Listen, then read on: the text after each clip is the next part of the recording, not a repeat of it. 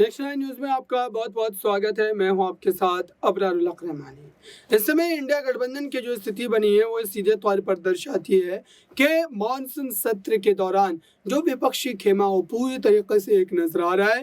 तमाम जो अलग अलग पार्टियां हैं वो एक दूसरे को समर्थन दे रही है, यानी कि विपक्ष एकजुटता दिखाने की कोशिश कर रहा है।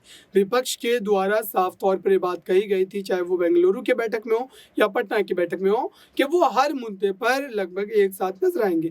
भले ही अंदरूनी तौर पर उनके कई विवाद होंगे, लेकिन इन विवादों को वो साफ तौर पर जो आगे बढ़ने नहीं देंगे। और यही डर जो है वो बीजेपी को सता रहा है। यही डर जो बीजेपी को कहीं ना कहीं अंदर ही खाने खत्म कर रहा है कि कहीं विपक्षी एकजुटता इसी तरीके से बनी रही तो आप सोचिए कि इसका नुकसान किस ढंग से जो है वो देखना पड़ सकता है। इन्हीं तमाम मुद्दों से जुड़ा हुआ ये जो है खास वीडियो आप एक बार जरूर देखिए, इसके बाद आगे चर्चा। एक वाकई में दिल दहलाने वाली घटना सुबह सामने आई और उसने ये सोचने को मजबूर किया कि ये जो नफरत रोज आपके घरों में परोसी जाती है, टीवी चैनल के माध्यम से, आपके ड्राइंग रूम में, आपके बेडरूम्स में, जहां देखो, व्हाट्सएप के माध्यम से, सोशल मीडिया के माध्यम से, ये नफरत वाकई में इस देश के लोगों को हैवान और राक्षस बना रही है। कहां ले आई है ये नफरत इस देश को? योगी और मोदी की ये नफरत ने इस देश के लोगों को दरिंदा और हैवान बना के रख दिया है।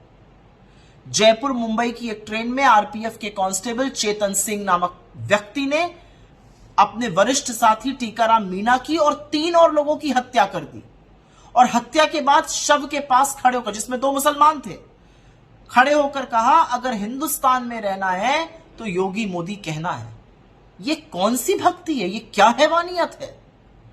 पहले उसने गोली मारी अपने वरिष्ठ टीकाराम मीणा को, उसके बाद मधुबनी के एक व्यक्ति अब्दुल कादिर को गोली मारी, उसके बाद वो पैंट्री में गया, उसने वहां पर एक आदमी को मार डाला, उसके बाद वो दूसरे कोच में गया और जयपुर के एक चूड़ी बेचने वाले व्यक्ति असगर काई की गोली मार के हत्या कर दी। और वहां पर उसने ये कहा कि टीवी चैनल के माध्यम से पता चलता है, वो दिखाते हैं कि पाकिस्तान में आपके आका है और हिंदुस्तान में रहना है तो योगी मोदी कहना है। ये क्या हो गया है इस देश में? और कब सोचेंगे हम कि नफरत के चलते हम इस देश में ज़ॉम्बीज बना रहे हैं, हम इस देश में चलते फिरते हैवान बना रहे हैं। आज चेतन सिंह था, कल कोई और होगा। इस पर विचार कब होगा? क्या नफरत से भरा यह देश कभी आगे बढ़ पाएगा? क्या इस कदर नफरत घोलने के बाद इस देश का अस्तित्व बचेगा? आज सवाल सबके सामने यह है कि यह सिर्फ चेतन सिंह की बात नहीं है, या टीकाराम मीणा की बात नहीं है, या असगर काई या अब्दुल कादिर की बात नहीं है। यह बात है कि अगर संभवतः इन लोगों की लड़ाई जो थी वो कुछ समुदाय को लेकर हुई, तो अगर मैं आपके लीडर को नहीं मानूंगा और अगर मैं योगी की तारीफ नहीं करूंगा या मोदी की बुराई कर दूंगा तो आप मुझे गोली से उड़ा दीजिएगा। अब आप उसको जो भी कह लीजिए, आप कहने वाले कह रहे हैं कि वो मानसिक रूप से परेशान था तो ऐसा व्यक्ति नौकरी पर ही क्यों था? लेकिन ट्रिगर जो था वो था हिंदू मुसलमान में लड़ाई। ट्रिगर जो था वो हिंदुस्तान पाकिस्तान था। ट्रिगर जो था वो मोदी योगी की भक्ति था।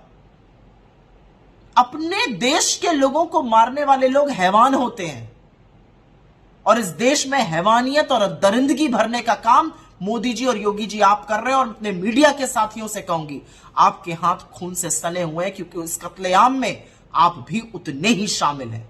ये जो रोज नफरत का बाजार लगाते हैं, याद रखिए ये लोगों की जान ले रहा है। अपनी टीआरपी के लिए जो आपस में लोगों को लड़वाते हैं वो किसी का घर तबाह कर रहा है। कब सोचिएगा इसके बारे में।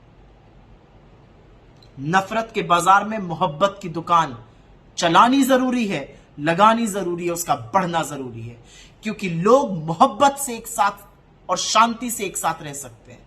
नफरत करके, घृणा करके, लड़ के, भिड़ के, मार काट करके कभी किसी का भला नहीं हुआ है। इस देश को बख्श दीजिए और आपस में लोगों को लड़वाना छोड़ दीजिए। तो आपने देखा, अब सवाल ये है कि विपक्ष एक साथ आया है, चाहे वो अध्यादेश के मुद्दे पर हो, चाहे यूसीसी के मुद्दे पर हो, या फिर और देश में अन्य मुद्दे हो, मणिपुर का मामला हो, तो इस पर क्या सरकार को झुका पाएंगे? क्या सरकार को मजबूर कर पाएंगे इस्तीफानामा सौंपने के लिए? फिलहाल इस खास रिपोर्ट में बस इतना ही। जुड़े रहिए ताज़ा तरीन खबरों के लिए नेक्स्ट 9 न्यूज़ को। धन्यवाद।